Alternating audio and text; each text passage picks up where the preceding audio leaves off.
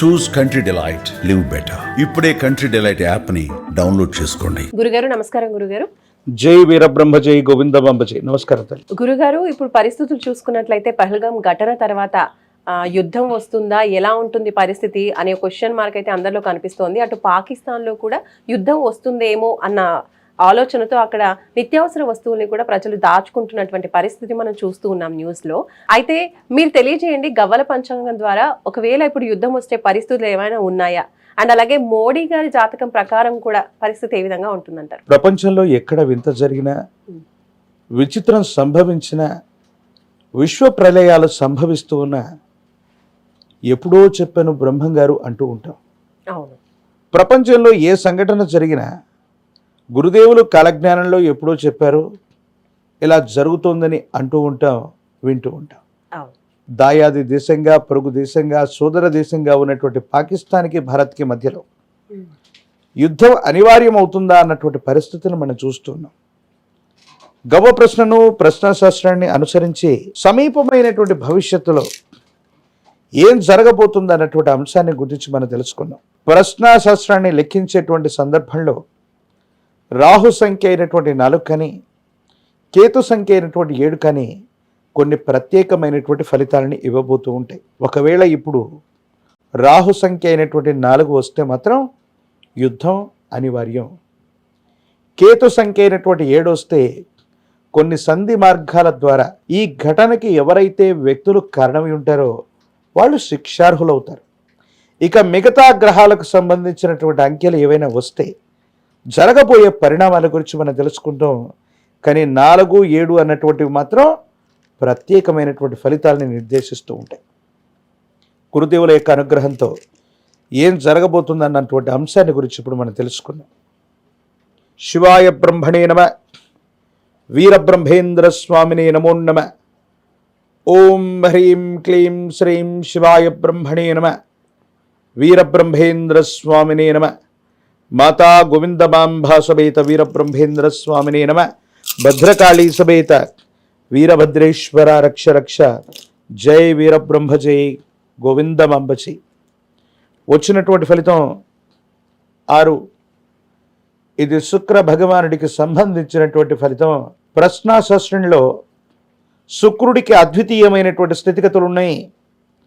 అభిప్రాయ భేదాలకు కారణం, విడిపోవడానికి కారణం, విడాకుల్లాంటి సమస్యలు దాంపత్య జీవితంలో రావడానికి కారణం, దీర్ఘమైనటువంటి సుమంగళితత్వం ఉండడానికి ఉండకపోవడానికి కూడా కారణం శుక్ర భగవానుడు అవుతాడు. ఈ వచ్చినటువంటి ఫలితం, ఈ శుక్ర భగవానుడికి సంబంధించినటువంటి చర్యలు 6 సంఖ్య కలిగినటువంటి మాసం. 6 సంఖ్య కలిగినటువంటి మాసం అంటే జూన్ మాసం. 6 సంఖ్య కలిగినటువంటి మాసంలో లేదా 6 మాసాల వ్యవధిలోపు ఈ 2 దేశాల మధ్యలో మరిన్ని అభిప్రాయ భేద సంబంధమైనటువంటి పరిస్థితులు ఎక్కువ అవుతాయి. ఒక దేశం నుండి మరో దేశానికి తీవ్రమైనటువంటి సహాయ నిరాకరణ కూడా జరిగేటువంటి అవకాశం ఉంది. యుద్ధం అనేది ఒక్క రోజులోనో, వారం రోజుల్లోనో, 10 రోజుల్లోనో అవుతుందని మనం అనుకుంటూ ఉంటాం. కానీ గురుదేవులు వీరబ్రహ్మేంద్ర స్వాముల వారి యొక్క కాలజ్ఞానతత్వంలో ఒక గొప్ప మాట చెప్పబడి ఉంది. మతముల పేరిట మత్సరంభులు పెరిగి మదియించి కొట్టుకొని సచ్చేరయ, మనువు వంశము నుండి మనుషులందరూ పుట్ట, మతములెన్నుండునో తెలియండయ. పెహల్గాం సంఘటనలో, ఈ ఘటనలో మీరు ఏ మతానికి సంబంధించినటువంటి వ్యక్తి అని అడిగి మరి వాళ్ళ పేరుని, వాళ్ళకి సంబంధించినటువంటి మతాన్ని అడిగి మరీ సంహరించారు.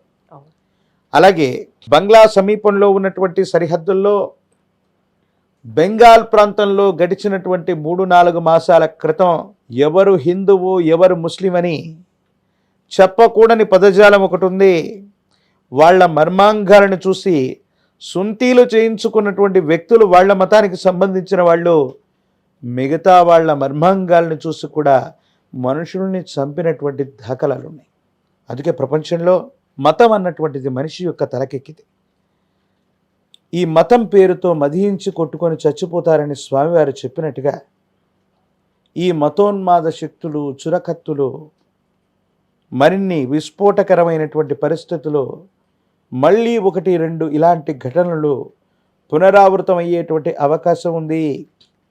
ఒకవేళ యుద్ధం అంటూ వస్తే ప్రపంచ దేశాల నడుమ ప్రపంచం 2గా విడిపడ్డమో, ఈ 2 దాయాది దేశాలు పూర్తిగా సహాయ నిరాకరణ చేసుకోవటమో మరో గొప్ప ప్రపంచ యుద్ధానికి నాంది ప్రస్తావన అయ్యేటువంటి అవకాశం ఉంది. ఎందుకని చెప్తున్నారంటే బ్రహ్మంగారి యొక్క కాలజ్ఞానంలో ఒక గొప్ప మాట ఉంది. విశేషించి గాలిలో విషాన్ని కలిపేస్తారని, ఆ విషం వల్ల మనుషులందరూ కూడా చనిపోతూ ఉంటారని ఓ గొప్ప వాక్యం రాయబడి ఉంది. 7వ దిక్కు లేక సచ్చేరయ్య, గాలిలో విషమునే కలిపేరయ్య అంటే అణుబాంబుల యొక్క ప్రయోగం కూడా జరగబోతుంది. కానీ ఇప్పటికిప్పుడు ఈ రోజు భారత్ పాకిస్తాన్ మధ్య వెంటనే యుద్ధం వచ్చే అవకాశం లేదు. కానీ 6 సంఖ్య కలిగినటువంటి మాసం జూన్ మాసంలోపు ఒక్కొక్క విభాగం ఒక్కొక్క వ్యవస్థలో తగవులు మొదలవుతాయి. పూర్తి స్థాయిలో ప్రపంచంలోని కొన్ని దేశాలు మిత్రులుగాను శత్రువులుగాను కూటమిగాను ఏర్పడేటువంటి పరిస్థితి నుండి కొన్ని సంవత్సరాల పాటు కేవలం ప్రచ్ఛన్న యుద్ధమే కాదు, ఆర్థికపరమైనటువంటి వ్యవస్థ, మానవ వనరుల మీద తీవ్ర స్థాయిలో సంవత్సరాల తరబడి కొనసాగేటువంటి ఒక గొప్ప యుద్ధంగా ఇది మారబోతుంది. అయితే ఇప్పటికిప్పుడు ఈరోజు ఇది జరుగుతుందని కాదు, కానీ 6 సంఖ్య కలిగిన మాసానికి అటు ఇటుగా ఈ యుద్ధ సంబంధమైనటువంటి కారు మేఘాలు కమ్ముకొని ఉన్నాయి. యుద్ధం అంటూ మొదలైతే మాత్రం పాకిస్తాన్ని మనం తక్కువ అంచనా వేయలేము. అణుబాంబులు విస్ఫోటన కలిగించేటువంటి పదార్థాలని భారతదేశం మీద కానీ ప్రపంచంలో ఒక దేశం వేరొక దేశం మీద కానీ ప్రయోగించటం మూలాన గాలిలో విషం చేరుతుంది.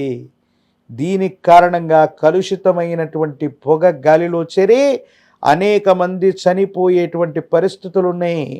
ఈ 21వ శతాబ్దంలో మనం కని విని ఎరుగనటువంటి ఉద్రేకం, ఇలాంటి విశేషవంతమైనటువంటి ఆందోళన కలిగించేటువంటి పరిస్థితుల్ని మనం చూడబోతున్నాం అనటంలో ఎటువంటి సందేహం కూడా లేదు. ఇప్పటికిప్పుడు కాకపోయినా 6 సంఖ్య కలిగినటువంటి మాసం వచ్చేలోపు యుద్ధ మేఘాలు కమ్ముకొని ఉంటాయి.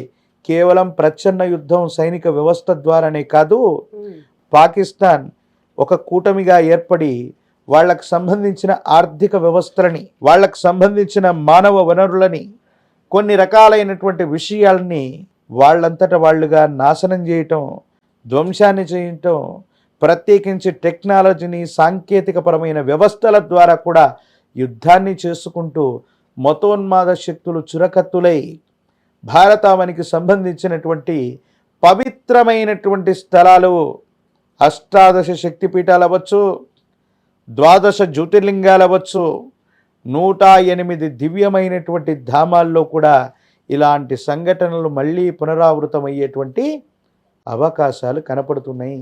గురుగారు, మరి మోడీ గారి జాతకం ప్రకారం అసలు పరిస్థితి ఏ విధంగా ఉండబోతోంది? ఆయన ఎలా ఎదుర్కోబోతున్నారు ఈ విపత్కర పరిస్థితుల్ని? శివాయ బ్రహ్మణే నమ, వీరబ్రహ్మేంద్ర స్వామినే నమో నమ. జై వీరబ్రహ్మ, జై గోవిందమాంబ జై.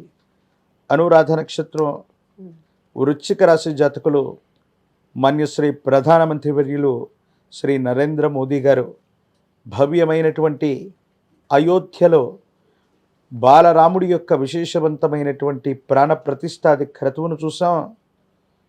కాశీ నగరంతో సహా ప్రశస్తవంతమైనటువంటి ధామాలు అభివృద్ధి చెందుతున్నటువంటి పరిస్థితి వారి యొక్క హయాంలో జరిగింది. వారు నిజంగా దివ్యమైనటువంటి గ్రహ సంపత్తిని కలిగి ఉన్నటువంటి అతి గొప్ప జాతకులు. మరి వీరి యొక్క హయాంలో భారత్ పాకిస్తాన్ మధ్య యుద్ధం జరగటమో, పాక్ ఆక్రమిత కాశ్మీర్ మళ్ళీ వెనక్కి భారతావనికి రావటమో జరిగేటువంటి అవకాశం ఉందా? తదనంతర పరిణామాలు ఏం జరగబోతున్నాయి అన్న అంశాన్ని కూడా మనం తెలుసుకుందాం. శివాయ బ్రహ్మణే నమ, వీరబ్రహ్మేంద్ర స్వామినే నమో నమ. జై వీరబ్రహ్మ, జై గోవిందమాంబ జై. వచ్చినటువంటి ఫలితం 4. రాహు సంబంధమైనటువంటి ఫలితం. మోదీ గారి యొక్క నేతృత్వంలో ఉన్నటువంటి కేంద్ర ప్రభుత్వం తప్పనిసరిగా పాక్ ఆక్రమిత కాశ్మీర్ని వెనక్కి తీసుకొచ్చే అవకాశం ఉంది. అవసరమైతే సర్జికల్ స్ట్రైక్ని, అంతకు మించినటువంటి ప్రచ్ఛన్న యుద్ధాన్ని, లేదా యుద్ధ సంబంధమైనటువంటి విషయాల్లో కూడా ముందుకు వెళ్ళడానికి ఏమాత్రం కూడా ఆలోచించేటువంటి అవకాశం లేదు. శ్రీ మోదీజీ గారి యొక్క నేతృత్వం, ప్రత్యేకించి వారి యొక్క జాతకంలో ఉన్నటువంటి ఈ విశేషవంతమైనటువంటి గ్రహగతులు భారతదేశాన్ని, భారత ఖ్యాతిని ఎక్కడో నిలబెట్టాయి. ఎవరికి అసాధ్యం అనుకుంటున్నటువంటి ఈ అంశం స్వతంత్ర భారతావని నుండి 7-8 దశాబ్దాలు దాటుతూ ఉన్నప్పటికీ కూడా పరిష్కారం కానటువంటి సమస్యలు ఎన్నో పరిష్కారమయ్యాయి.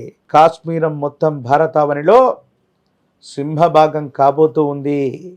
సమీపమైన భవిష్యత్తులో కోల్పోయినవన్నీ తిరిగి వచ్చేటువంటి అవకాశం శ్రీ మోదీజీ గారి యొక్క నేతృత్వంలోని భాజపా ప్రభుత్వం తప్పనిసరిగా చేసేటువంటి అవకాశం ఉంది.